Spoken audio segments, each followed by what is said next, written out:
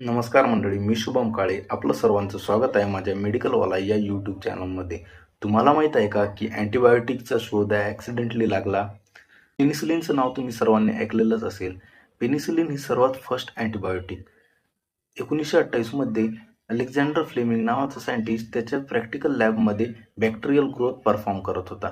तेव्हा त्याच्या लक्षात आले की त्याच्या पेट्री डिशमध्ये बॅक्टेरियाची ग्रोथ होत असतानाच एक बुरशी तयार झाली आणि ती बुरशी त्या बॅक्टेरियाला मारत होती, म्हणजे किल करत होती. आणि तेव्हा तिथूनच शोध लागला मग जग वाचवणाऱ्या अँटिबायोटिक्सचा. तुम्ही जर लक्ष दिलं असेल तर फर्स्ट टाइम जेव्हा पेनिसिलिन अँटिबायोटिक यूज केलं जाते तेव्हा त्याची ॲलर्जिक टेस्ट परफॉर्म केली जाते. ॲलर्जिक टेस्ट ही 2 प्रकारे असते. एक आहे स्किन प्रिक टेस्ट आणि दुसरी आहे इंट्राडर्मल टेस्ट.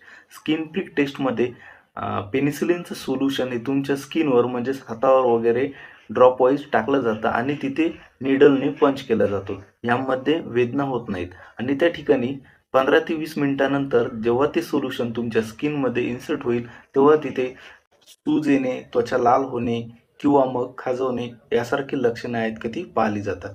दुसरी टेस्ट आहे ती इंट्राडर्मल टेस्ट. यामध्ये 1 to 2 ml पेनिसिलिन इंजेक्शन घेतलं जातं आणि ते तुमच्या स्किनवर किंवा हातावर दिलं जातं. 15 ते 20 मिनिटानंतर तिथे पण सूज येणे किंवा त्वचा लाल होणे किंवा खाजवणे अशी लक्षणे आहेत का ती पाहिली जातात.